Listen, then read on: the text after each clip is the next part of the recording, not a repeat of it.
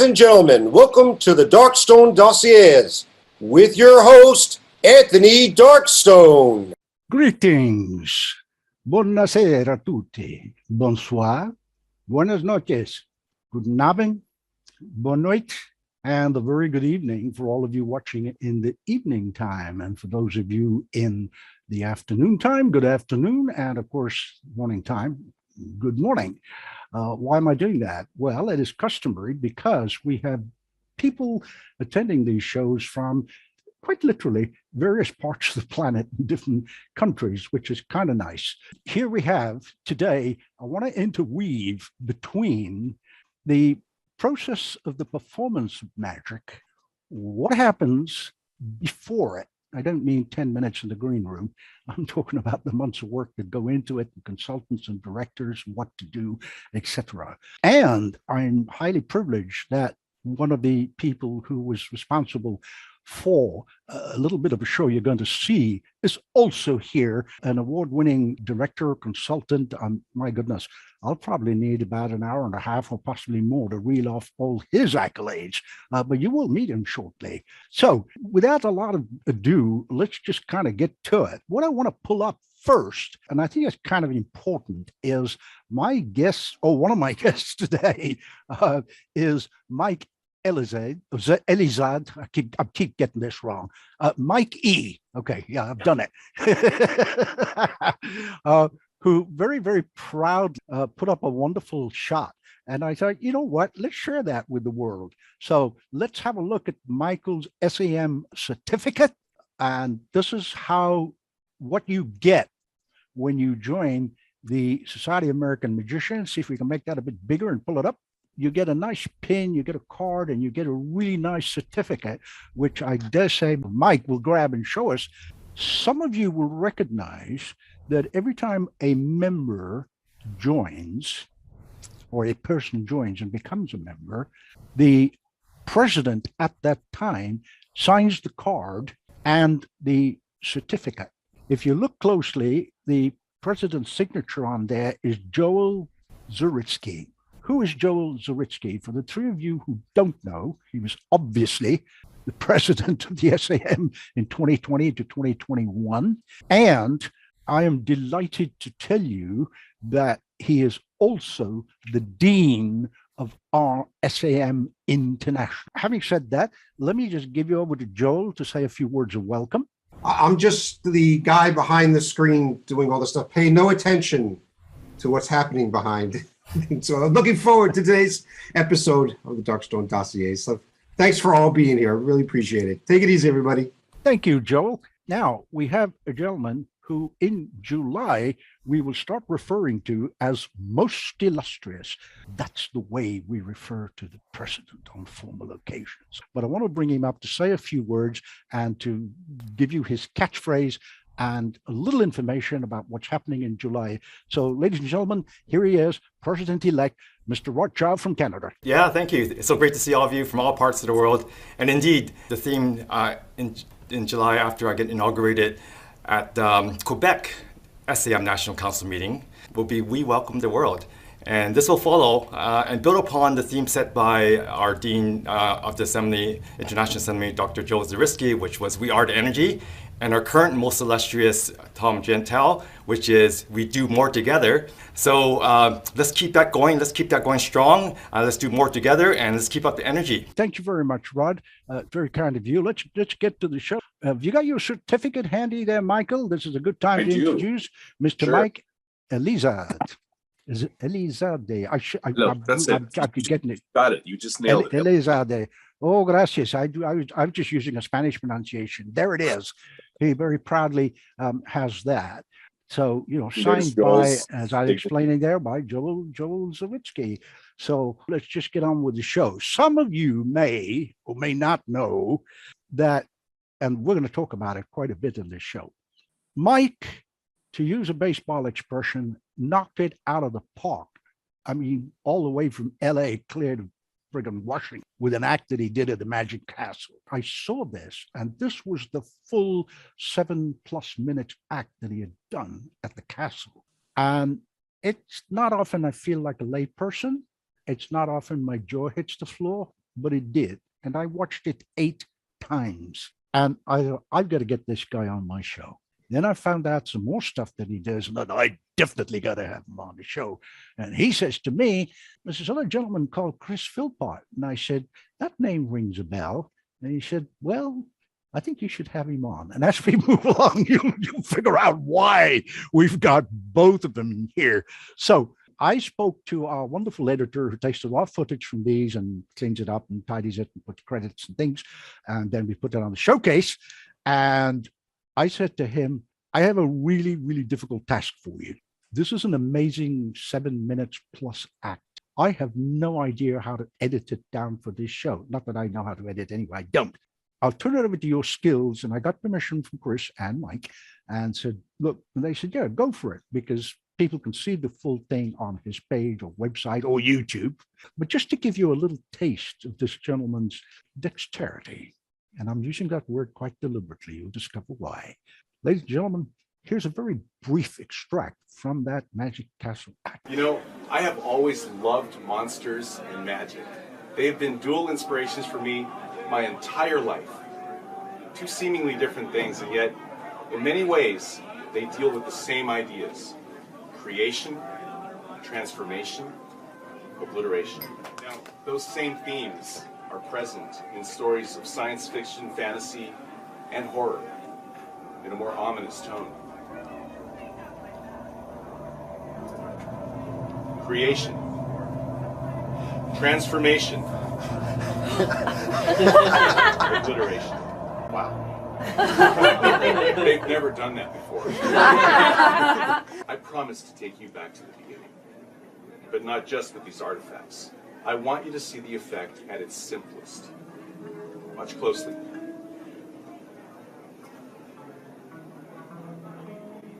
Is it still there? Yes. Now, I want you to try to imagine the wonder that this must have evoked thousands of years ago when no one had ever seen anything like it before. Obliteration. This era, remember, guided souls through a mysterious portal to the underworld. But as a child raised on the macabre stories of H.P. Lovecraft, I couldn't help wondering if the strange things that dwell on the other side could enter our world. Transformation. But to what? Listen, listen, listen. The magic lantern was originally invented in 1659 by a man named Christian Huygens. When Christian Huygens invented the magic lantern, this is the very first slide he created. Death juggling a skull. In the 18th and 19th centuries, magicians commandeered the magic lantern. This is a scene from a show by the magician Etienne Gaspard Robert, who used the magic lantern in a new kind of show called the Phantasmagoria, filled with images of ghosts, demons, and monsters. And this in turn gave birth to a genre of motion pictures, my favorite, horror films. This is the origin of my own obsession. My father would let me stay up all night watching horror films with him. You won't find that advocated in many parenting books, but I loved it. When I was 6 years old, he showed me James Whale's 1931 classic, Frankenstein. That movie hit me like a Mack truck. Who was that guy, and how did they make him look like that? I can trace everything in my career back to that one moment, the creation of the monster. It's alive! It's alive! It's alive! It's alive! It's alive!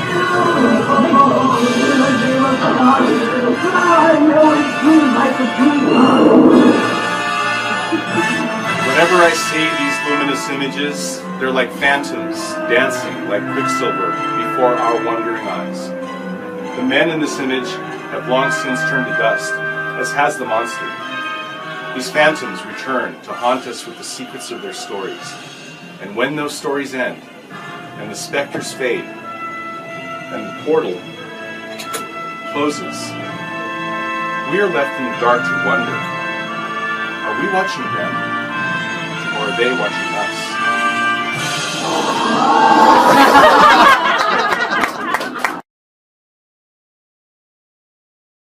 I urge you to go and see the full clip. I really, really do. And I betcha you'll watch it more than once. That in itself was brilliant, Oscar-winning, awards, whatever. A gentleman that many of you watching would have heard of, Jim Steinmeier, actually had some really nice words to say about that, did he not, Mike? He did indeed. It was we were flabbergasted when we saw the review that Jim gave us, weren't we, Chris? Yeah, that was really, really wonderful. Yeah, I'm glad Mike said, weren't we, Chris? Because here he is, ladies and gentlemen, Chris Philpott. Let me just kind of quote a little bit. He brought the most dramatic presentations, things you really cared about, what was going on. Really, really smart thinking. Now, who is this gentleman that Mike just introduced? Well, like I said, I could be here for the next month and a half or two. He's an award-winning writer, scriptwriter, Academy Award nominated writer. And if you've heard of Ron Shelton, who was, he was an Academy Award writer director, Ron Shelton, he actually referred to him as, let me just look at my notes here, I don't want to misquote him, a talent of the first order. Chris has written for producers such as Brad Fisher, oh my goodness, the list is so long, Paul Schiff, which you may remember was a movie with Jennifer Lopez called Made in Manhattan, and directors such as Simon West, The Mechanic, not the Charlie Bronson version, the Michael Winner version, but the newer version. The old version, if you've seen it, splendidly done. I mean, you know, I'm a Bronson fan. I know he's not here anymore. And Michael Jan Vincent with Michael Winner. And watch the new one, you know, because obviously Chris has had a hand in it in so much that he's worked with the director, Simon West, if not for that particular movie. He also, and I'm just reading off this because I don't want to miss anything out. No, read off Mike's. Yeah, wow, yeah. Well, I will. I will. We got to hear the Steinmeier quote because we will. I mean, that applies to both of us. No, I know it does. I just read that as well. Yeah, but anyway, we'll do it. Chris sold 40 elephants to Lionsgate and TNT. In 2016, he created and produced for the Sci-Fi Network David and Lehman's Best Magic Show Ever. Previously wrote for Regenesis. He's written and directed 3 feature films, Fairy Tales and Pornography. One of them won Best Director at the, no less, Palm Beach International Film Festival. The Happy Couple won Best Screenplay at the Phoenix Film Festival. One of the quotes was, Chris Philpott's screenplay for The Eternal Husband is superb, and he directs as well as he writes. He understands the industry, movies. He understands magic. He knows how to direct, and he knows how to script. And Mike will be the first one to tell you that the both of them have been friends for a long time. And when this Cashel thing came up for Mike, guess where he went? He went over to Chris. They sat down and worked on this. And as a result of Chris's input as a consultant, director, and scriptwriter, that stunning act came about. I think that Mike and I were sort of drawn together because we're both, Mike is an incredibly accomplished special effects artist, and I don't know if you've listed his credits. Not yet, but I will. But we both sort of moved back and forth between magic and film and television, and we both believe in the power of storytelling and visual storytelling. And I think that's where we really created a bond. And just right away, just we're like, it'll be cool to do something together. Let's do it. Well, absolutely. I mean, I became your long lost adopted brother when I started talking to both you guys, because I thought, my God, I'm not alone. There are guys on this planet who think like me, who understand the need for having a director for your show. Yeah, someone that you trust, that you could talk about scripting with. And of course, you know, goes without saying, I love movies and all the stuff that you guys have done. So yeah, movies, magic, you two guys are like, you know, my gods at the moment, and heroes. Absolutely. One of the reasons I wanted you on the show. Let me just run through here a list of names. that Chris has created effects and written for.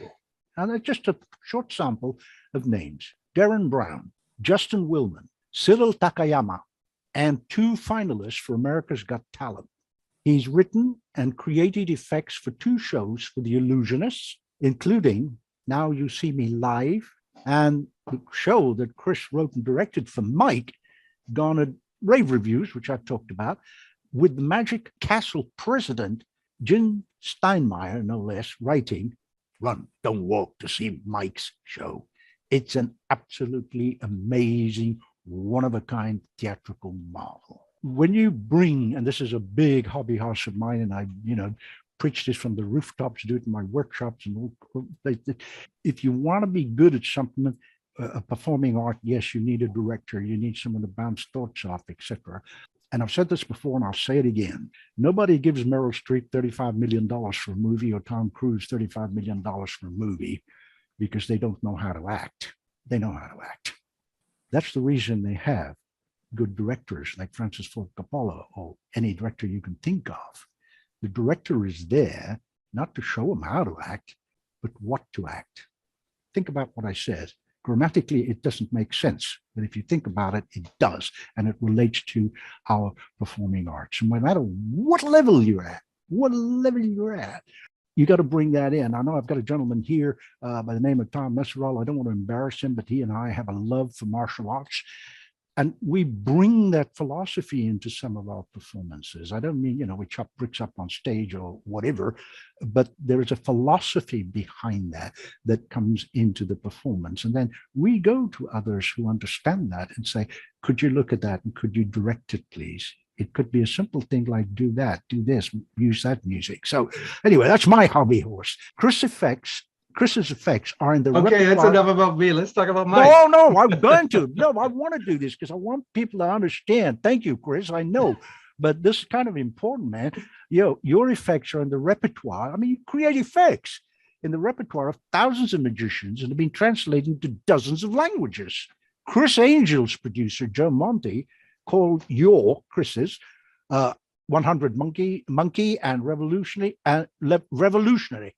Penn Jillette called his end of my rope, his meaning Chris, end of his rope, a great trick. I mean, I can't possibly have you here, and Mike is nodding because I know he's agreeing with me, and not talk about. I know you're a modest man, and like most, brilliant directors and script writers, you kind of stay in the background. I know that about you, but somebody needs to speak of these kudos. Somebody needs to talk about this and tell people and explain why someone like you is important. There's a ton of other stuff which I've left out, but I hope I've given. You're very welcome. You're very welcome. I really, I mean, kind of unprofessional in some ways, but this is a personal hobby horse of mine, and so I wanted to personally convey that out there.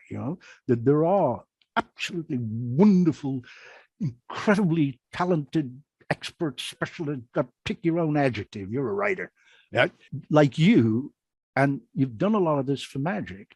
And it's not necessarily, somebody's latest effect that everyone's raving about. Very often, those people, many of the names, will have either Chris or someone similar to him in the background helping, as you saw with the brief clip of Mike. Yeah, and you're right. Let's just jump to Mike, because your other day job, if you like, Mike, you said something to me which I kind of laughed at and I don't agree with. You actually said to me when we were chatting, a couple of weeks ago, you went, "Yeah, I'm just a hobbyist." So you want to elaborate on that?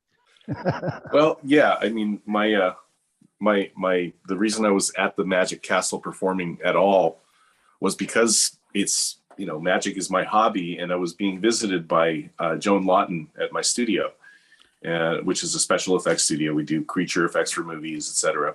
So Joe noticed that I had a close-up pad and some cards on my desk. And she said, "So do you perform?" And I said, "Well, I kind of do stuff here for myself and for whoever happens to wander in." And she said, "Well, you should perform at the castle. You should be a guest for Veterans Week, because I'm a veteran." So I agreed. And I started thinking about that, and I thought, what did I just agree to? I'm not a performer. I've never performed, in front of a large audience or even a small, intimate, close-up audience in a professional venue like the Magic Castle. So I really started getting worried. I thought, I don't know how I'm going to do this. I don't just want to show up and do card tricks and coin tricks, because there are people out there who do them far better than I ever will, because that's what they dedicate their lives to. So what I need is something that people simply won't expect.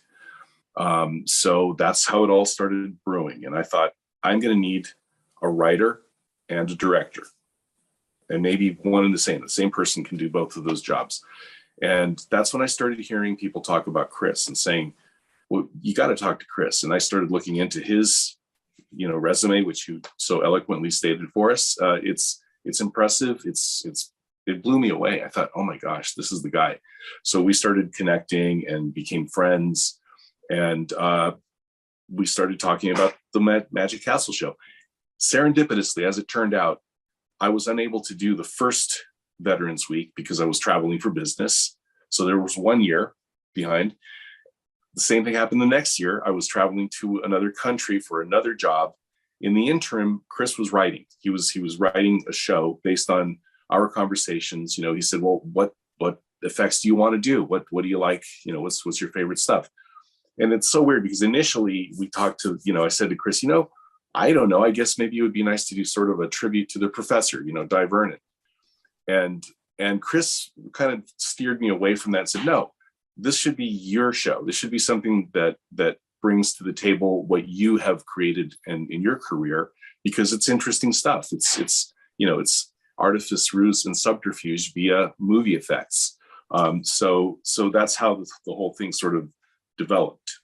So I wish there were a ton of professional magicians who were the same category and class of hobbyists as you. No, seriously, man. We if somebody something very serious for the castle. We wanted to entertain not only the guests who come to visit, but we wanted to entertain the magicians. We wanted to entertain the luminaries, and we wanted to bring something really special to the close-up gallery. And I think we did that. Thank you, Chris, for all of that. Thank you, Mike. It wouldn't have been possible. And when he says he's got a special effects house, it's a vast place.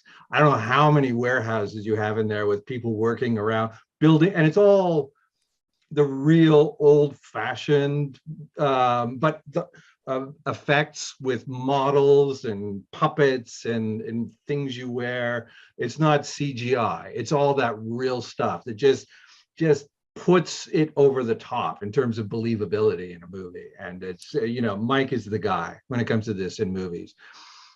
I hear you, Chris, because, I go back to, as a fan, I can't create anything like it, but as a fan to, Ray Harryhausen, the Sinbad stuff.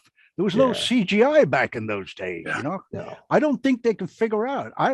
Best of my knowledge, I don't think anyone's figured out how you made those damn skeletons dance and sword fight. No CGI, nothing like that. For the two people here who don't know what the term CGI is, I think I would just simply say computer generated imaging. Am I right with that? Yeah, that's an acronym for it. Yeah, okay. So yeah, as Chris rightly said, Mike, again, how long you've got? I can list all his credits and all his movies and things like that. He has, with your good lady, a company called Spectral Motion.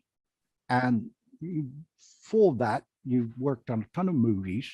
The most important one that most people, not the most important one for you, but that most people would immediately, yeah, I recognize that movie, and that's Hellboy. So if we can pull up a still or two, here you are. Obviously, that photo was taken when you were much older, Mike. So there you are. I think we got a couple. Yep. Final touches. Don't know the art, but are an aficionado like myself. I can't create stuff like this, but the attention to detail is beyond meticulous. And there's there you are with Ron, who played Hellboy. Yeah. So want to talk to us a little bit about the thinking and the meticulousness that goes into your company, Spectral motion and some of the things you create there? Sure. Well, one of the most important things that attracted me to this kind of work in the first place was as you mentioned, the detail that is involved in creating something that is artificial but looks incredibly realistic and organic, and I mean down to every last pore. That really kind of made me. I was so intrigued by this. I thought, oh my goodness, the hours and hours of work that go into that, and yet look at the beautiful result. Look at how gorgeous it is. I mean, it's the same thing with any other art form. Paintings, music, all of those little details that make up the whole are what attracted me to this particular variety. I mean, because I grew up, loving monster movies and, especially. So it is in those details that we see the culmination of a brilliant effect, an overall effect. As Di Vernon famously talked about Max Malini, the effect is the thing, and everything that Malini touched was an effect. It wasn't a trick; it was an effect, and that is really a very powerful thing for me.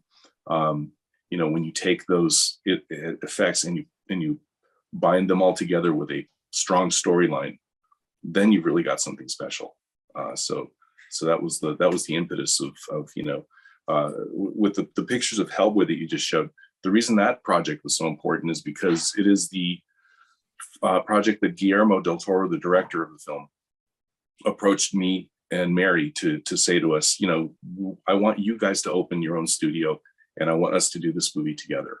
And that's how our company became a reality. And that'll be 20 years ago this coming June. So it's been a really fun run.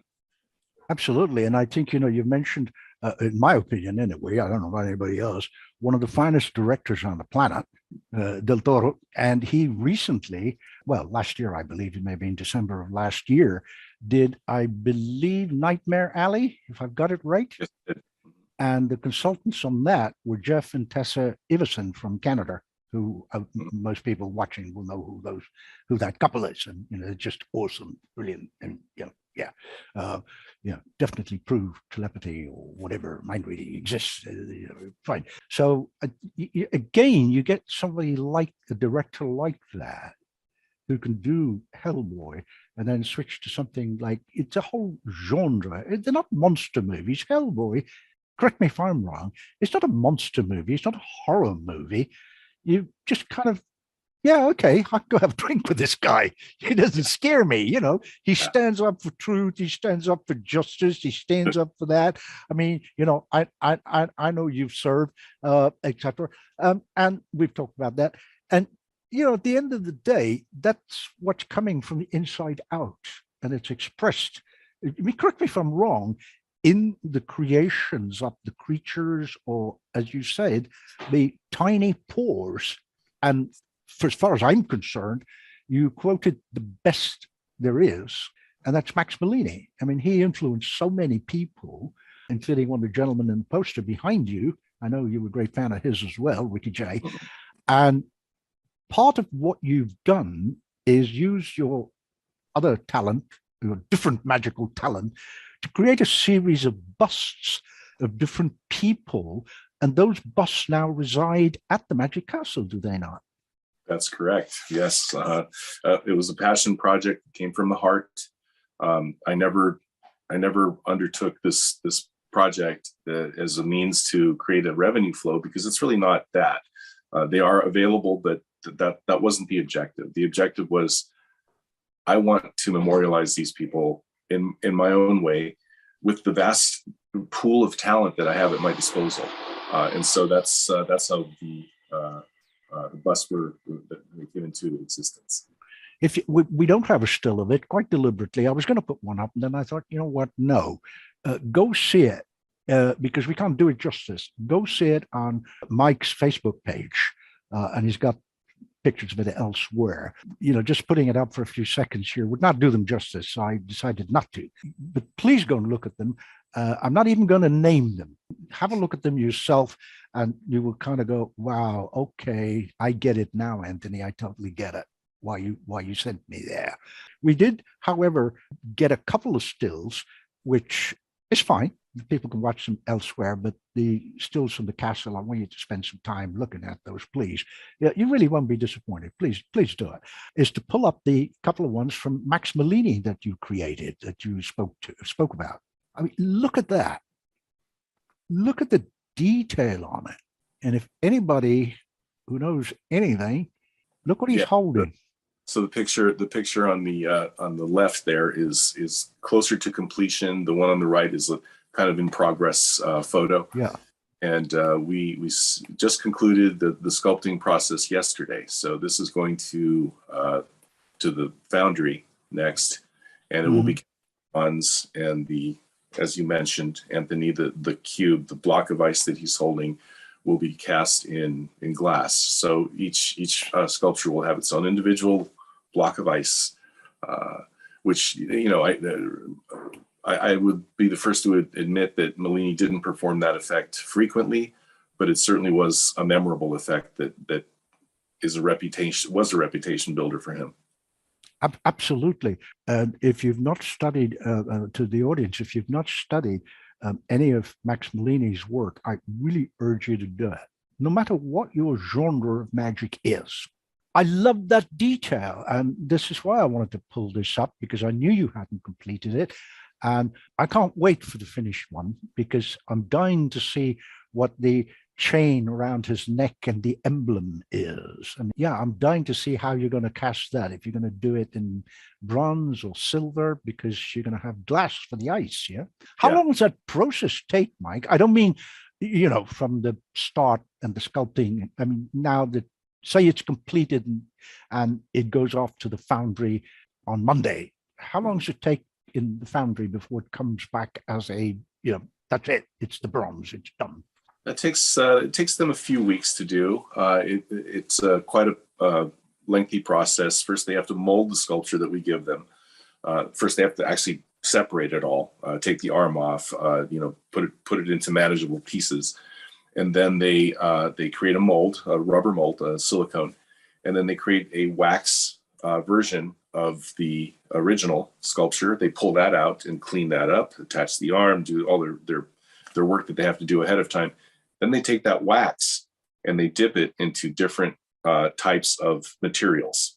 Slowly over time, they build up a shell around that wax, and that is what they put into an oven and melt all the wax out of that. It's a lost wax process. And then they fill it with bronze and dump that out, and that's how they come up with the bronze. So that's why it takes such a long time. It's quite a process. And I don't know anything about this, so I'm going to ask you what amounts to a really silly question.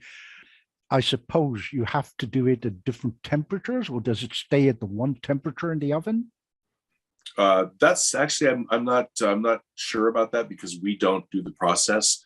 I think the molten material, the molten bronze, they do that in a crucible and just pour it into I guess it's a porcelain composite or ceramic composite shell that they create.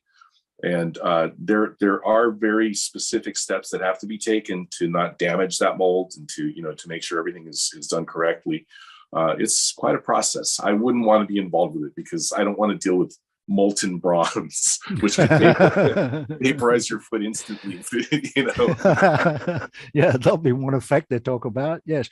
Now I know you're a huge fan of the late Ricky Jay. I mean, who isn't? But I know in your case it went beyond that, and you created, in fact, a bust. We're going to pull it up in a second. That's Ricky. That was sculpted by a gentleman at our studio named Norman Cabrera, who's a longtime collaborator of mine. We were co-workers together before Spectral Motion was in place, and Norman did this beautiful piece for us.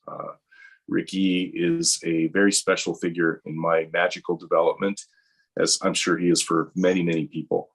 I was fortunate enough to see his 52 Assistants show at the Geffen when he was here in Los Angeles. And it changed my life. It changed the way that I viewed magic.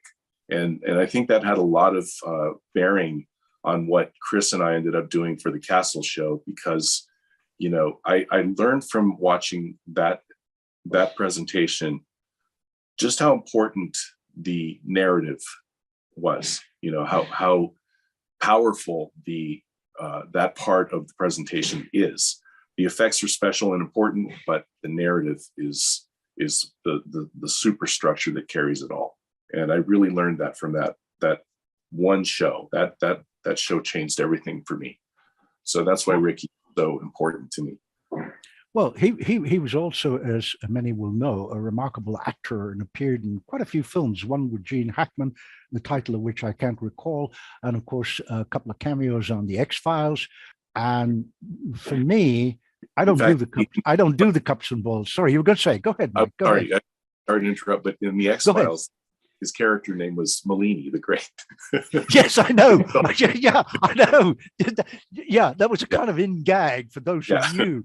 I watched it. And I thought, what is this? Oh yeah, no, okay, all right. Well, that's very cool. That's very, very cool. So yeah, he was. And what happened to? Is this just one of a kind, or are there several now? Are there copies, or it's just one bust? That's it. The Ricky J bust. Yeah. So the Ricky J bust is something that I created just for myself. I created one for his widow, Chrisanne Burgess. Mm-hmm.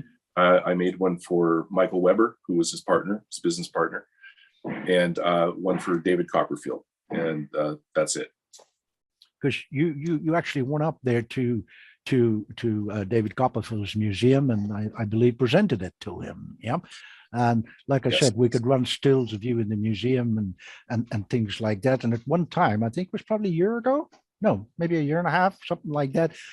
Our own dean of the SAM International and past president of all the SAM also went up and visited with David Copperfield and presented him with a really nice plaque. There's a lot of wonderful backstories, like Lance Burton. There's a lot of kindness that he does behind the scenes. When the Houdini gravesite in the Malpaca Cemetery was, shall we say, in serious disrepair, he donated a six-figure sum of money. And I know this to be true because I was told this by the dean of the whole of the SAM, who took me there to visit Houdini's gravesite. So, I think it's wonderful that gentlemen like David Copperfield, Mr. Lance Burton, I mean, he was on the show, I can't remember now, several months ago, I think. Yeah. And they kind of give back. And I've noticed that with yourself, with your collections and things. I want to pull up a picture of you and our Paul Wilson in your special place. I think you're going to call it your library. There it is. Yeah. Yes. This is one of the people I absolutely admire. I think originally he's from Scotland, if I'm not mistaken, but lived in London for a long, long time. And I met him on a couple of occasions. He's the most disarming, laid-back guy you can ever meet. And man, is he deadly. Everything he does is no way. I mean, everything, even if it's a simple coin vanish. Yeah. Paul is one of those people who I am so fortunate to know him and to call him a friend. He's a very dear friend of mine. But I've seen him do things that you only read about. You only it's legendary stuff that you imagine how it must look, and when you see it in his hands, it's there, it's in front of you, and it's happening, and it's so thrilling to see his prowess and with sleight of hand, with gambling moves, you name it. He is a brilliant artist in the art of magic. And he's been a very great teacher to me. He's taught me so many things, and I'm so happy that he's in my magical life and in my circle of friends. This photo was taken probably about 8 years ago, and that room that you're seeing in the background is actually this room. It's the same room. It's just this is different angle. It's a constant. It's in a constant state of evolution. It's always sort of, it's a very malleable place for me because my library continues to grow and I continue to find new ways to have fun with it, so that's what's going on with that.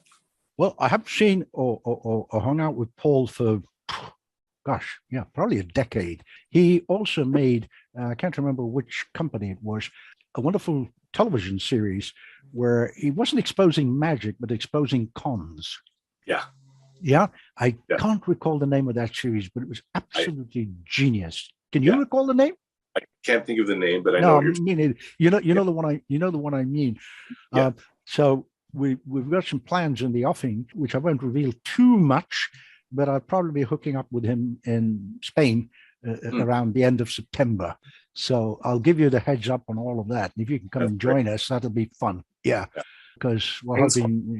Quite the hotbed of magic creativity these days, isn't it? Well, always has been. Yeah. With different names, not very, very well known, but some are. And of course, you've got, the air violin player with the top hat, Senor Juan. So Yes. we're hoping we're all going to be getting together at the end of September and drag along with us the SAM president as well. But more as we're putting it was supposed to be a surprise. He's gone and heard it now. Yeah. I thought you said no tipping. No. Well, yeah, not. Well, I haven't said what it's about and where, right? All I will say is Spain, and that's it. And speaking of great Spanish magicians, of course, which everybody now knows, he's lectured at the castle twice. He was my guest on the last Darkstone Dossiers, and that's Javi Benitez. Yes, just awesome guy. I don't know if you know him, but you would love him. You two guys would get along. I mean, we did. We just clicked. No, boom, that's it. Whoa, and he's got a great sense of humor, and he's got some serious chops. What can I say? That's it. Well, we've seen a shot of your library, and I managed to acquire rather surreptitiously a small video. And if people think walking up to an owl and saying 2 words and something happens and you can get into this place in LA, well, that's cool. It's really nice. I don't want them to watch this video. It's a small clip, but yeah, let's just play it. Take an elevator ride.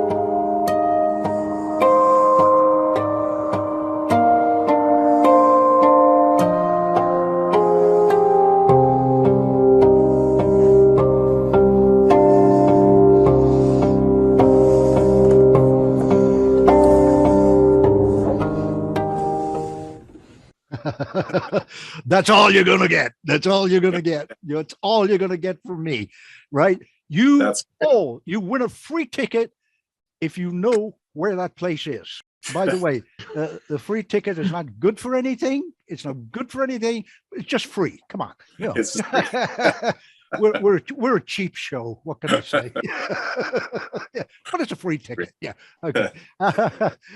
Wow. I mean, only a man who understands magic the way you do and creates special effects the way you do could create a place like that. Well, I thought to myself, so the way this evolved was, I put that bookcase in, and that's the bookcase that opens into that space. Because I've always wanted to have a secret bookcase with a way in and out that is, not exactly obvious when you first look at it. So then I was left with a space behind the bookcase and the door leading out into the hallway there. And I had this space, and I thought, what am I going to do with this space? I can't use it for storage. I can't, because it's a thoroughfare. I thought I'm going to do something fun with it. I don't know. Maybe I'll do the mirror gag, like the Knott's Berry Farm mile-long bar. So you walk in, see for miles in either direction. And I thought, that's not quite interesting enough, is it? I mean, because the gag is over once you see what it is. And I thought, well, let's put the mirrors on the ceiling and the floor, and then you've got something, because I can make the walls look like an elevator shaft, and it has naturally repeating patterns that continue all the way down. It's a perfect illusion. So that's what I did. I just had some fun with it, went to town, and that's the result. Well, you see, only a creative mind could do that. It's kind of obvious when you said it. I put the mirror on the ceiling and the mirror on the floor. How creative is that to create that illusion? It's just amazing. I'm definitely going to come visit you. Nothing like inviting oneself. Thank you. Well, we share a common passion for a particular beverage from Tennessee called JD. Rod will tell you some stories about that, because I on gala shows that we have, I do kind of like a fun thing with it, but we won't go there. Okay. I want to talk about your thing here. I'd love to come and visit. Thank you. Wonderful. I have tons of witnesses now. I'll bring JD, but you got to create a Pepper's ghost. I know. I've thought about it, and I'm trying to find the place to put it, and one day I will.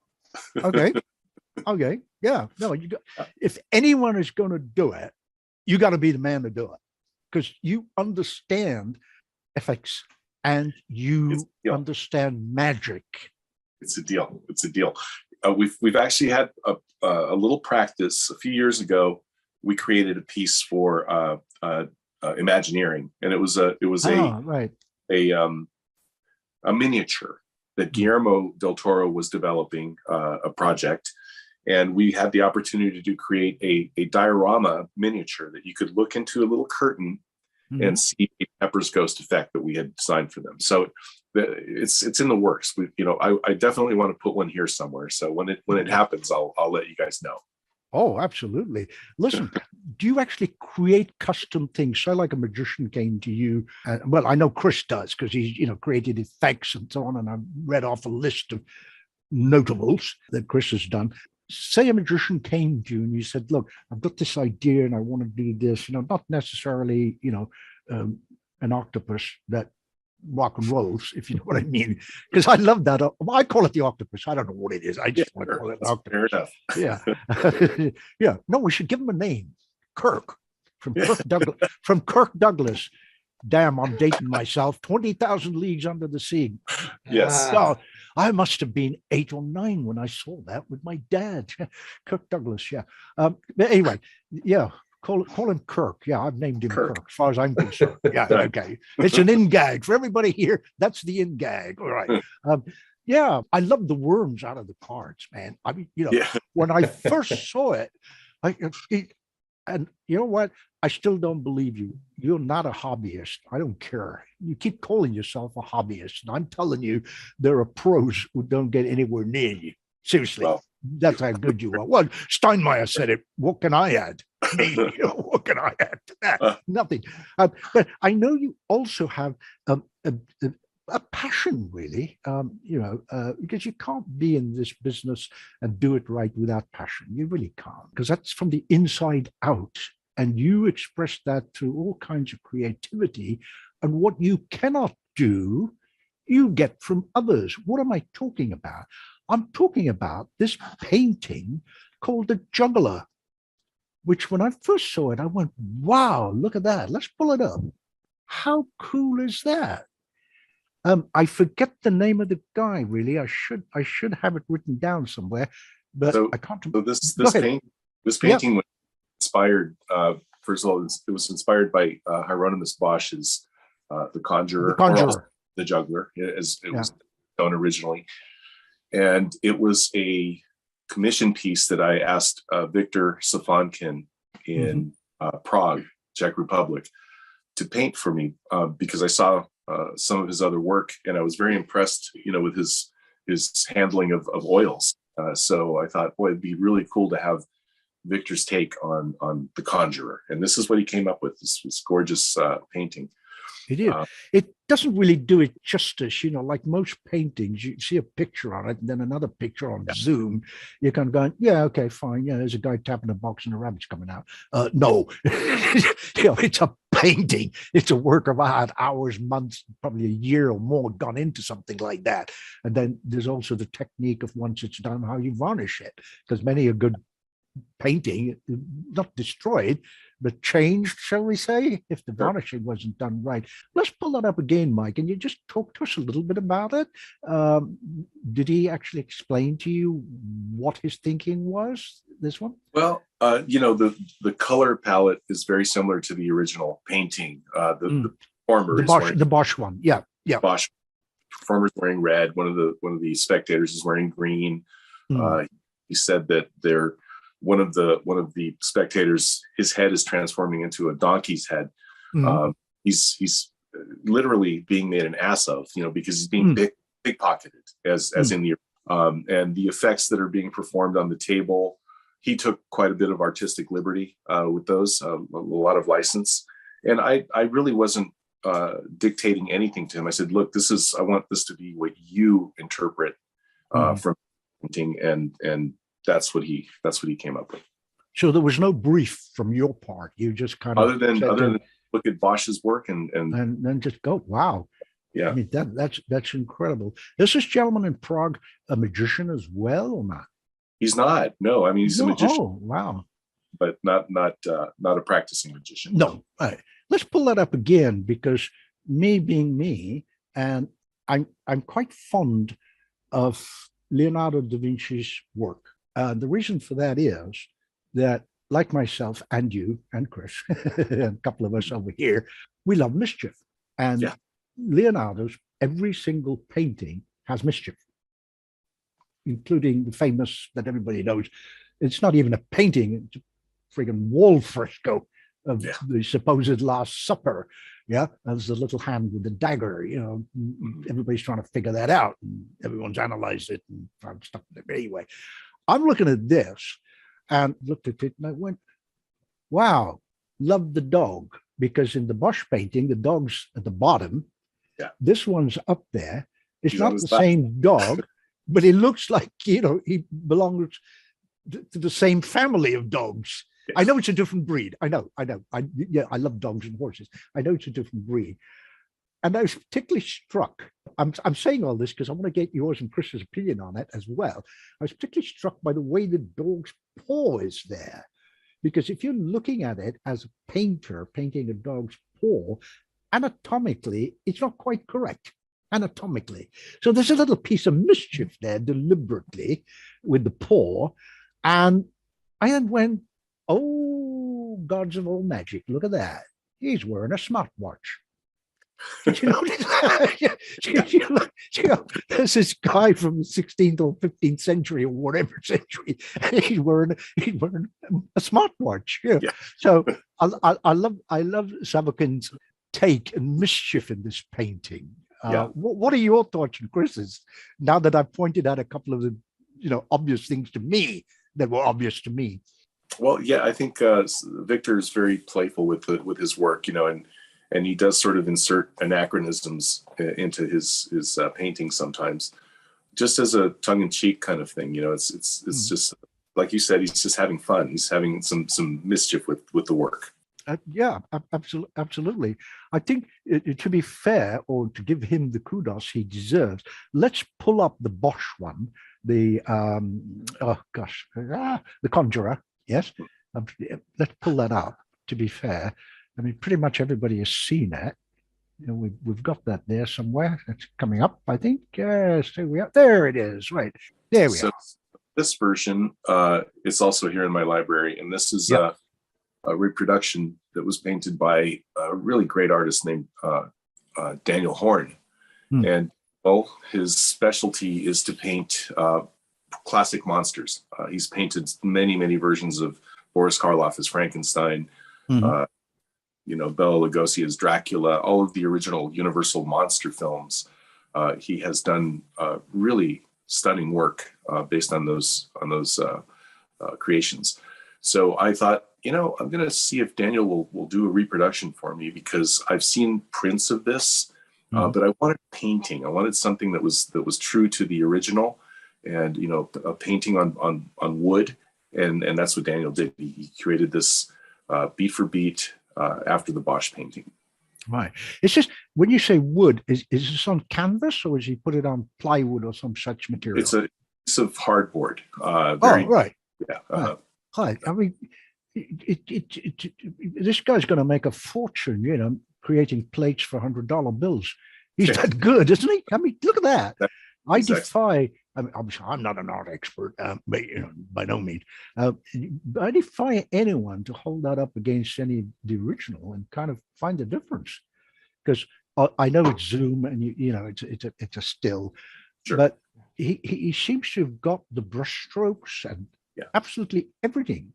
He studied Bosch's technique very closely before he's painting, and he was very thorough. So his final piece, although if you do hold it side to side with the original, you will see some of Daniel's own touches. Some of the facial expressions are slightly different, and that's wonderful. To me, it's iconic enough that if you look at it, you know exactly what it is. But it's nice that it does have Daniel's, sprinklings in there. So, Mike, this is actually the real one.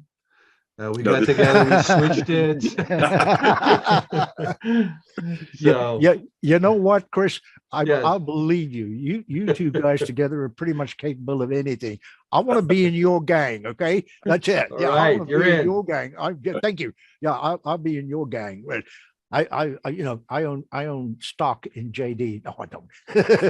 I should do. I should do, because I've given them enough money, and I expect Mike has too. But anyway, there we are. That's a different story.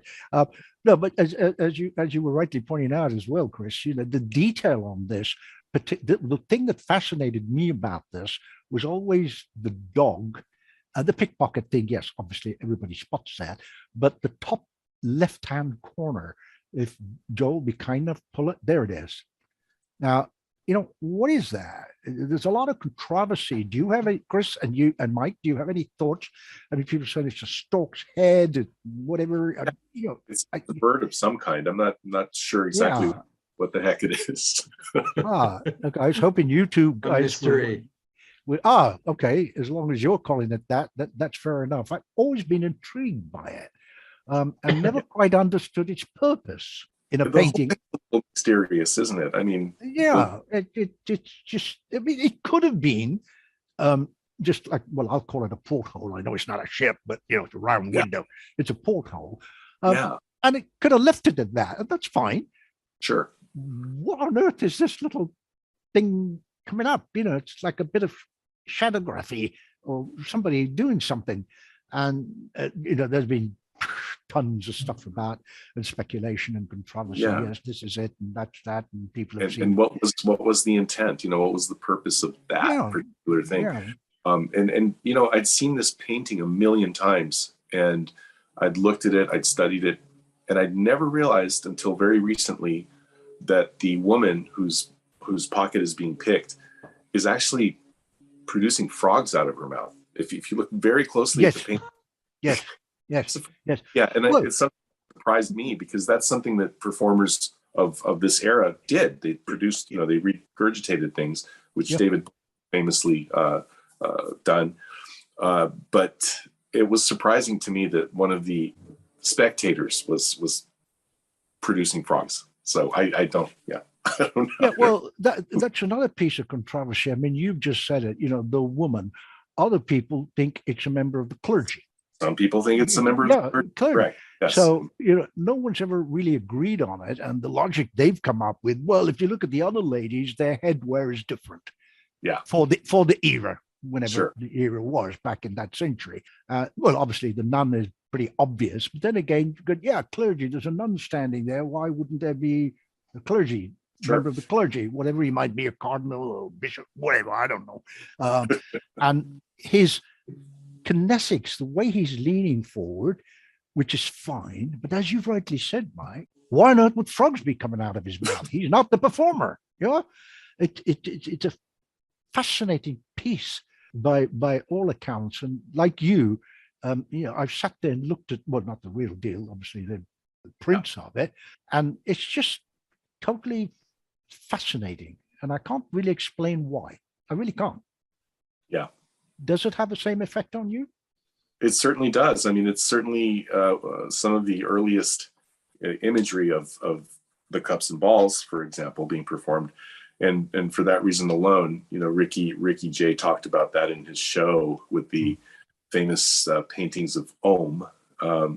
But to me, this is a little more compelling. I just love the use of color, the structure of the painting, the composition, and those little mysterious things around the edges, and then the little dog that maybe isn't a dog, maybe it's a monkey. You know, there's all these strange little things about it that make it very whimsical, very fun, and a wonderful depiction from the 15th century of that particular effect. You know, further evidence that is indeed most likely the oldest effect in magic. And again, it's intriguing. You know, just one ring. What would you do with one ring? You know, I get it. It's, you know, in the 15th or 16th century, I don't recall. You would know which century, but it's one ring. I mean, what's it doing there? Yeah, the ring. What is that? Does the dog jump through it, or you know? Yeah, exactly. Yeah. And what's the little boy doing by the looks of it? What's he carrying? Yeah, it looks initially like, you know, those kind of, they're not yo-yos, they're diablos, as people who know that they're diablos. Yeah. But it's on a stick, because it's not on a rope or a ribbon. So the way the pickpocket, I'm sorry, but to me this is hilarious. A pickpocket that needs glasses. Yeah. Yeah, he's got to put his glasses on to pick someone's purse in this instance, you know. But yeah, thank you for sharing your thoughts on this. I did say to people this would be a slightly different Darkstone Dossiers because of the synergy, if you will, or the interplay between the philosophies and both your talents. I'd like to jump to Chris briefly, in fact, and get your thoughts on what happens when you're approached by a Chris Angel or a Darren Brown or Cyril Takayama and says, oh, I'm doing this, I want to do that. How do you kind of talk with, can I call them a client? I suppose they are, yeah, and say, no, we don't want to do this. And how do you approach that? Are you very much like a sergeant major, or are you laid back and try to explain it in stages?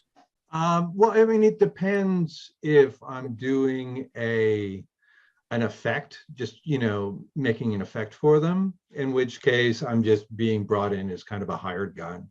This is what we want. Can you help us with it? And I will say, yeah. And versus when I work with Mike Elizade or other people, and they want something bigger, you know, they want a show.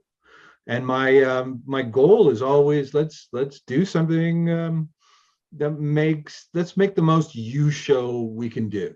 You know, what is unique about you? I mean, I helped Steve Valentine, who's also my writing partner, with his show, and I'm going, dude, you're a phenomenal actor, and most magicians are not. Do that. You know, it was with Mike, you know, it wasn't just that he could make these fabulous special effects, but he was incredibly passionate about monsters.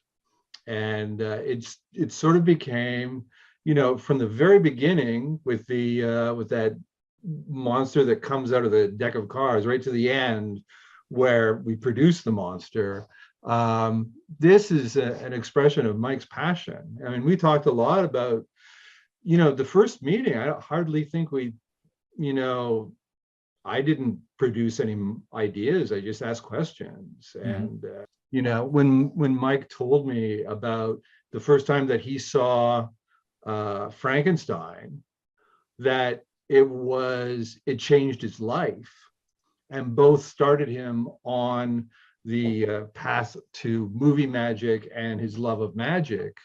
I thought, let's try to work that in there. I'm glad we got to use the actual scene that changed his life, because that's an electrifying moment in the room. You know, you can see this great effect, but you can also see what changed a young boy's life and what was just, it's so personal to him. And it's just a great scene. It just it charges the room, that scene coming in, and so things like that. You know, that's my basic take, and also just trying to do new stuff. You know, when Mike asked me, "Can we do a cups and balls routine?" I said, "Well, if we can do something new with it, yeah, but that's going to be hard because there's so many out there."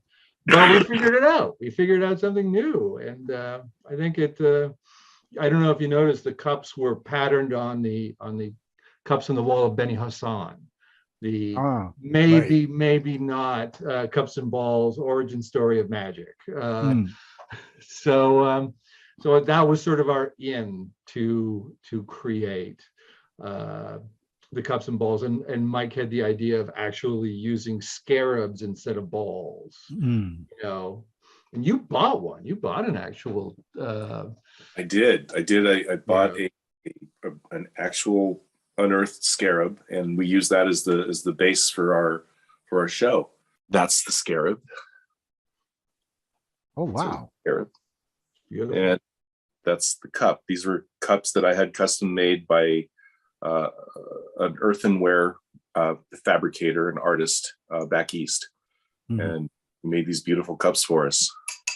There they are. I think what both of you have just done is to emphasize or re-emphasize, if you will, certainly thoughts that I've had and other people like me have had. Yes, the props matter, the visual matters, the script matters, and the passion matters. And when you put all of that together, then it's from the inside out, and the audience cannot but help receive it. Yeah. Would both of you gentlemen agree with that statement? Absolutely. Yeah. I think so. Chris's script was so rich and so wonderfully, crafted, that my responsibility was to source everything and put it together, the magic and the props. And we both thought it was an important component for people to walk into the room and see these things, and they're already seeing a story being told, before you even go up through the curtain. It's so that was part of our objective as well. Well, I'm trying to quote Max Bellini. I mean, why should I? Because we've all said it, and so is he, which is, it's not just, this is a personal thing. I dislike using the word trick. I really do. And I avoid it in my writings or workshop or whatever. I prefer to call them effects. Yes, I agree. Thank you. I figured you might, and Chris would, because if you're not creating an effect, then it's trickery, and nobody's really interested in that. Well, they give you a golf clap and whatever, but it's not kind of, you haven't touched them. The narrative is smooth and it's just, flows, and you're wrapped up in it. That's really what I'm saying. It's like watching a great movie. You forget you're in a theater eating popcorn or whatever you're munching on, and you're wrapped up in this movie. Yeah. A silly example to make a serious point. I have a really cool friend of mine, a brother from a different mother, Christian Diamond, in Vegas. And he's a lot younger than me, and his dad and I are more of the same age. His dad's a little bit older. And we spent time, would you believe, sitting in these big chairs watching Westerns. A couple of 70-year-old guys, and he's almost 80, watching Westerns like 10-year-old kids. He's got this big TV screen, and it's a Western channel. And there's Steve, Christian's dad, sitting there going, "Look out! He's behind a rock! He's behind a..." What? It's a movie on a screen. But it's drawn him in. Yeah. And in many ways, this is my humble opinion, delightfully shared by others, that is the purpose of the performance art of magic. Can it be a craft? Well, yes, it should be, but the ultimate ambition, you notice I didn't use objective. I'm not indulging in semantics, the ultimate ambition is to create art. I mean, what would you gentlemen say about that? No, I don't think so. No? Yes, absolutely. I mean, you know what I'm going to send you for your birthday, right? what? 2 crayons and a coloring book. Okay. No, I'm sorry, folks. That's an in gag. Sorry, that's an in gag. No, I had to do Very it. a joke here. Yeah, I mischief. Insider. I'm full of mischief. What can I say? So I'm sorry, Yeah. Chris. Go ahead. No, Go ahead. I mean, I guess. I mean, I don't I know. want to know more about this coloring book.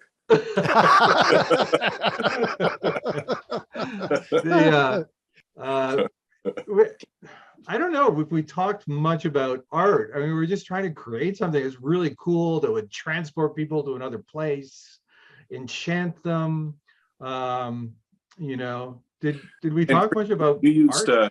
used the word evocative quite Yeah. a bit during the process, and that, you know, art is evocative. So therefore, I think without really intending to end up there, I think that is what we ended up creating, an evocative piece. And you know, thank you. You very successfully made that happen in your writing. Well, so did you, man. I mean, and it was very much, I think of it very much as a collaborative piece that we can both pat ourselves on the back for.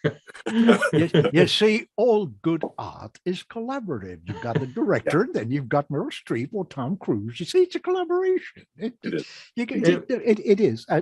Well, to be kind of like, yeah, I know we're kidding around, and we're kind of not really. We're also serious, but you used a wonderful word, evocative.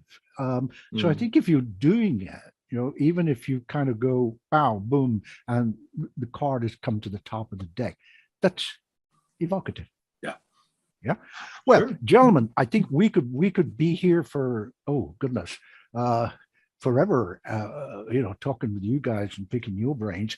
But what we like to do now is go to what Joel calls the schmooze and mingle, and I refer to it as meet and greet, where we open up the mic so people put things in chat. That's not bad. I just want to say I really appreciate how you take your passion and magic and make it something unique. Thank you. Rod Chow has his hand raised. Thanks, Spider-Man.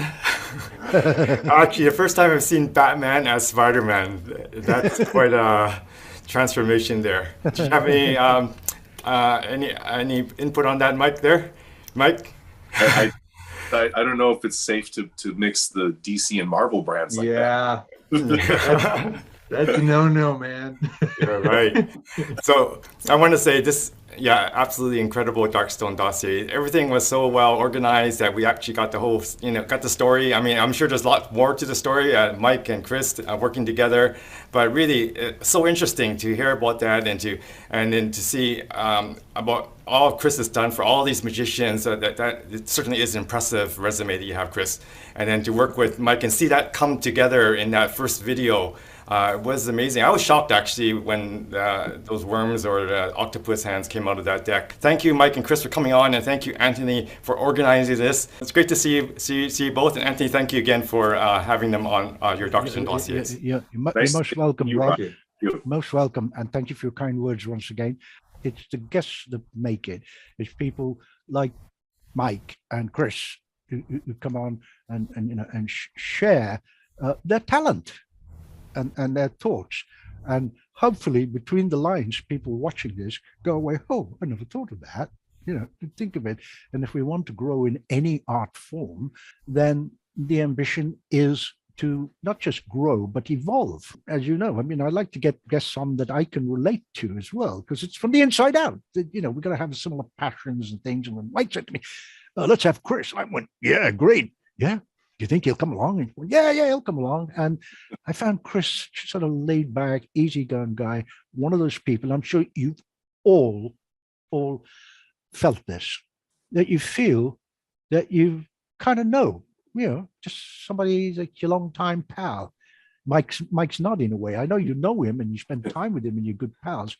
But, you know, when I first met you, Chris, it was like, wow, this is a nice guy. I really like him. I like hanging out with him. You know, it just... You've got that kind of wonderful, beautiful. I like you too. personality. Well, thank you. This was Thank you, sir. very Thank very you. enjoyment. It's Yeah. very enjoyable doing this whole thing. Well, thank you. Thank you very much. I think we've got a couple other people because we can't take too long because we got to wrap it up. And I know Rudd's got to go run and get ready for his act. Michael Kelly. Yes, Michael, go ahead, sir. But I was just going to say that this was spectacular. You always get people on who have something new to bring and some unique experience which we can share with them, and that's fun. It's fantastic, and this is very much my kind of thing. I love my monsters and my I mean storytelling is I view myself as a storyteller, and trying to give flesh to those stories and convert them into an experience. I mean, we create an effect, but of course the purpose of that effect is ultimately to create an experience, and the effect isn't complete until it's affected an audience. And that's the most wonderful thing when you see something absolutely come to life.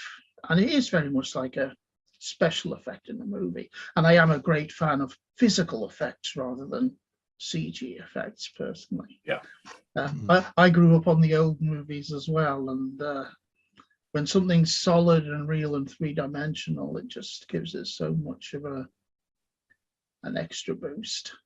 Great pleasure, Michael. Thank you. Thank you. Who we got up next? Oh, Tom Messerall. Hello, Tom. Hello, Anthony. Great Hey, job. Tom. Hey, Chris. How are Nice you? to see you, dude. Nice to see you too. Chris is a dear friend, and Pleasure. I cannot say enough about how important scripting is. And I've seen Mike's act, and what you pulled together, Chris and Mike, was just spectacular. You know, never seen anything like that in the close-up gallery. Mike, very happy to meet you via this Zoom call. Great work. I love Del Toro, and I love Hellboy, and I love the work you've done. Oh, fantastic. Thank you, Tom. Like you were saying, you got to be a good actor. Yeah. Yeah. As a magician, I'm not too bad. As an actor, I'm a lot better.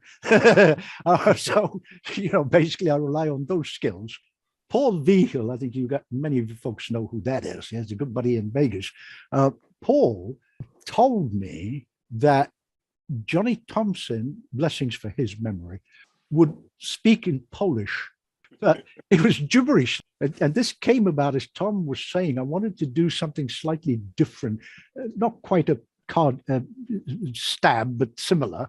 And I got to find a different way and something different. And I gave it, elements of Shinto and all this kind of thing. And we had a little wooden prop made that looked like a torii gate from which the wakizashi was hanging. So it was all very theatrical at the end of the day. So I thought, well, fine, this is it. And I watched Kurosawa's black and white Seven Samurai. Oh, I lost count, really. And I listened to the way they speak. And I thought, I could do that. That was it. I mean, it only needed it for about 10 seconds or something. And it just sort of worked out. Yeah. Okay, we got Bill D. Yes, sir. Okay, you were breaking up a little bit, but I think the gist of it is you wanted to know how long it took us to get the show together. Yes. Yes. So from the time that Chris began writing to the time we opened the curtain at the close-up gallery, I believe it was about a year. It took quite a lot of weekends and any spare time that I could manage to build the effects. And Chris, diligently wrote and we revised and we changed things, and we finally ended up about a year. It took us about a year. Is that right, Chris? Do you think? Yeah, I think so. Yeah. Did you see the setup? Did you see the close-up room before you set it up? Yes. We took a few field trips down there and, kind of scoped it out, took measurements, made sure the angles were correct. We did a lot of field work. So we spent a lot of time doing that. It's a great idea because it's not always possible, as everybody here knows, but whenever it is possible, and I think Mike and Chris will agree with this, at least I hope they will, always try and see the venue. Absolutely. We also we wanted to do a lighting tech at one day. Yeah. So I sent the stage manager an email saying, how long before the show do people generally do a lighting tech in the close-up room? And he said, no one's ever done a lighting tech in the close-up room. There's not a lot of lighting cues in that, but there's enough. I mean, the lights it has to get really dark when we're showing that movie, for example. Yeah, right. Yeah. Right. Even, the reveal, things got very dark in the middle of the cups and balls routine. Really focus everyone's attention on that cup. Yeah. And so it made it seem bigger, Theatrical. Yeah, more theatrical. During rehearsals in the room, I was jumping around like a idiot, probably distracting Mike terribly. I actually stood there for every single show. Yeah, Chris, every show. Yeah. I think you guys will agree as well that, it's kind of important when you're if you don't have a Chris on your team, then, have anybody stand on the stage while they're running some lights and go sit in different parts of the room. Fred Fisher, yes, sir. After many years as an engineer, I am back to my real avocation and magic. My question to Chris is, when would you get a director involved? I don't know. I mean, directing could be done. If you've got it scripted out, you may want a director to look at your script and just make suggestions on how to edit. That's an important part of it. And then, I guess it all depends on, how experienced the performer is. You get someone like directing a film, for example, you get experienced actors, you don't have to do a lot of rehearsal. If you have people who are new, or you want something very specific out of them as a director, it takes a lot more effort and a lot more working together. So I don't know. I'm going down to Missouri to direct a show. I'm not sure, it's been delayed so many times because of COVID, but I think I'm actually in the room there for a week. And then a question for you both. How much rehearsal time on the particular close-up stage did you have? Well, we didn't have a lot of rehearsal time in place. I mean, we did do a lot of, sort of tech scouts and just placed things and looked at the way things read from different seats, as Chris mentioned. He kind of moved around to different seats to see how the angles worked. Actual rehearsal time, we didn't have a lot of. I spent, of course, hours and hours and hours, and weeks and months rehearsing here in this room, and I actually did, I think, 2 or 3 performances here at my inside the library here to get a feel of how the effects played with an audience, and to give myself some experience actually performing for people, which I never do. So the answer is, Chris, we didn't have a lot of rehearsal time, right? In the space. Not in the room, but you were like super diligent about working on it at your house. Yeah. The amount of time you spent on it was really, and that's just on the rehearsal, not let alone the scripting and the making things, but just standing there and doing it again and again and again. Yeah, and that was, I would love to say that was a professional commitment, but it was actually because of terror. And sort of my job at this stage, because and this is like every performer is like this. This is right now you're reciting, you're not feeling it. You're not, it's not alive. You're just reciting the lines, and I just have to listen closely and say, you drifted a bit there. Yeah. and so that really helped. I think it helps focus you. Oh, it was tremendously helpful. I mean, every time that you brought that to my attention, it made me think, wait a minute. Yeah, he's right. I'm just remembering the line. I'm not feeling that moment. And boy, that was so helpful. So great. Yeah. Well, I think you both raised a very interesting point, and a crucial one. And I'll try and summarize it thus. you director, if you can possibly get that in. I mean, we're using words, aren't we? Director, consultant, good pal, whatever. I'll just bring it simply to this, which I'm hoping Tom Messerol will nod furiously when he hears what I'm about to say. Everybody, depending on what your level is, needs a Mr. Miyagi. Absolutely. Because a good consultant, I prefer the word mentor, really, rather than, teacher, student, coach. Well, fine, you get that in basketball and something else, football, you have a coach. But in art, it's better to have, and in this art, there are so many elements, writing, lighting, the effects, the visual, how you dress, how you stand, the kinesics, the movement, all of this. You need a Miyagi who will probably take you and go, wax on, and this is how you paint the fence. The object is not to have a clean car. The object is when he does this, your hand is automatically going to do, there is no time to think I have to do this with my hand. That is the deep, deep, deep philosophy behind true martial arts. Yeah, in this art as well, we have a gentleman here, and I don't want to embarrass him, dear John Ryden, who has a MIMC Gold Star at the Circle and has been on a number of the gala shows, etc. He has a style and elegance about him, but before each show, he will sit there and, and he will still ask, with all these qualifications, he will still ask, how's my lighting? Does that look okay? Shall I move this up there? Shall I bring this down? What do you think of this? When a man of that status and caliber can ask, I think wherever you are in the business at this moment, I think you can too.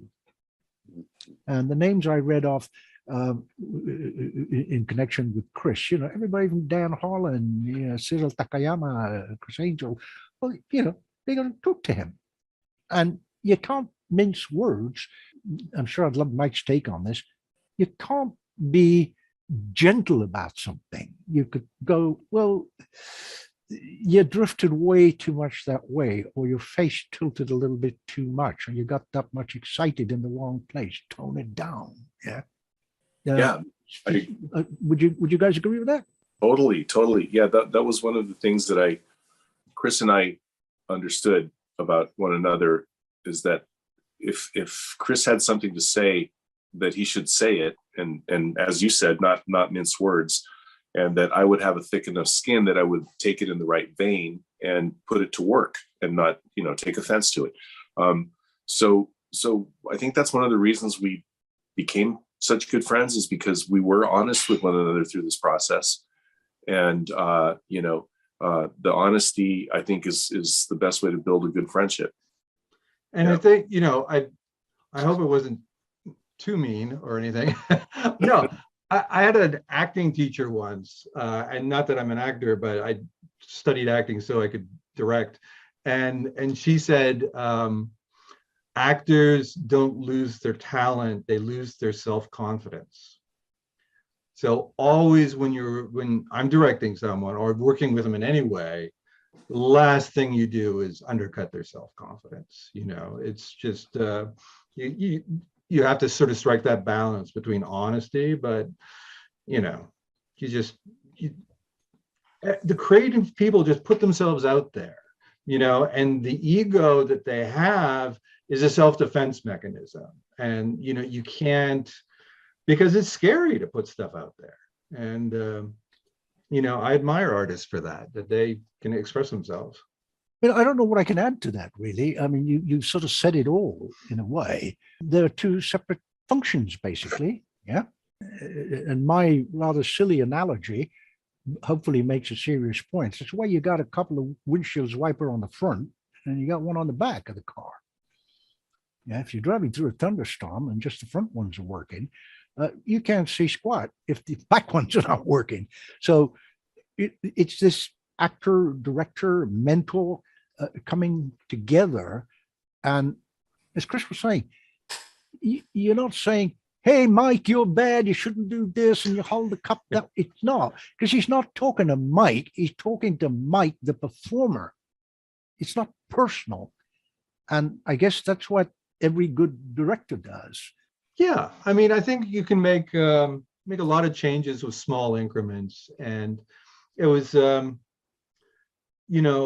Mike, who's not a seasoned professional, I mean, I think we figured out that he got so excited about, like you saw one of the props was an actual magic lantern. And it's a 19th century magic lantern. And he thought this was the coolest thing, as did I, and, just one of my notes was, take a moment when you bring that out and just remind yourself how freaking cool this is. Right. This is an amazing thing. And let that sort of pump you up, And so we found little moments, little beats where he could ground himself. And that's where my experience as a director is, hopefully helpful. And Mike was, just great collaborator on that. He's a wonderful actor. He really is. Well, yeah, I mean, I'm not going to name names or anything like that, but a very good friend of mine in Norway, she does a card sword on stage. Really? But to make the point on that, she took 6 months of fencing lessons just to be able to wield this rapier and throw the cards up and do that. So it had to have flair in it. Commitment. It is. That's the word. It's commitment, it's dedication. Should be an integral part of the process to, you don't get a razor's edge on a katana by just faking it. You have to do the work. You have to, refine and polish and find all of the nuances that make it real and use them. Yeah. Oh, Charles Schneider. Yes, sir. I am so happy to be here, and with you gentlemen, with our two guests in particular. I used to, for many, many years, I've been dearest friends with Screaming Mad George. So you guys will recognize. I feel like our paths might have crossed. I just wanted to state what a huge fan, Mike. I am. You blow me away. Like, it's my favorite Genie magazine cover ever. When I saw that, I was like, I don't think people will be able to can even perceive right now. Yeah, I've been a monster kid since day one. 40, the whole. I was born like. But when somebody said, "Yeah, guy," oh, can I tip this? When a guy said, "Yeah, Matt, somebody produced a monster," I was like, "Finally!" Because this is what we would do if we were magicians. Of course. You did the. I mean, I've been waiting my entire magical life. I'm like, so excited. To me, what you did was what Disney Imagineers were doing for decades, but no magician. Like, I mean, to me, what I saw you do is literally the very beginning. People will look back and say, "That's when monsters entered magic." I love it so much. Absolutely. Thank you. Thank you. George.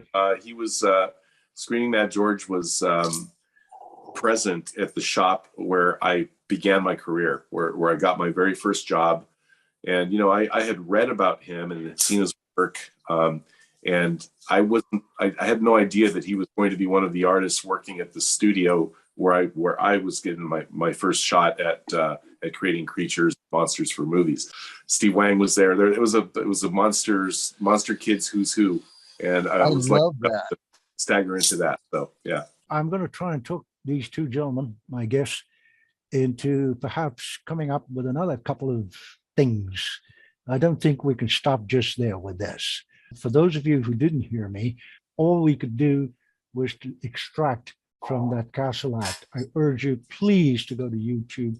Please, please, please, and watch it in its entirety, because we did not do it justice. All we wanted to do was to just kind of, highlight a few things. I can't be long. I just thought I'd peek in and see what was up and say hello. Good to see you, however briefly, Joe. Oh, likewise, Chris. Likewise. For those who may not know, Mr. Gibbon and his lovely wife, Carol, have this wonderful theater in Colorado called Theater of Dreams. Did I get the title right, Joe? You did. In 2 days, it'll be our 19th anniversary of the theater. I was here learning a lot with you guys. Great talk. We had a fun time. It was great. Yeah, it was a lot of fun. For sure. Yeah, likewise. Beautiful. Well, good to see you, Emerson. Tudo bem? Take it easy. Well, thank you, everybody. And I think we're going to have to wrap this. because people have got things to do. Thank Well, you so Mike, much. and Chris. Oh no, thank you, sir. Thank Oh, you, no, no. thank you, Yes, thank you, Anthony, thank you Chris. so much. It was so much This fun. is- This Yeah, is awesome. yeah. Great to see everybody. So, thank you all very, very much. Thank you. If there's not at all, John. Thank you for being here. I must apologise about being late. The time changed in England, UK over the weekend. So I came in a bit late. So I do apologise.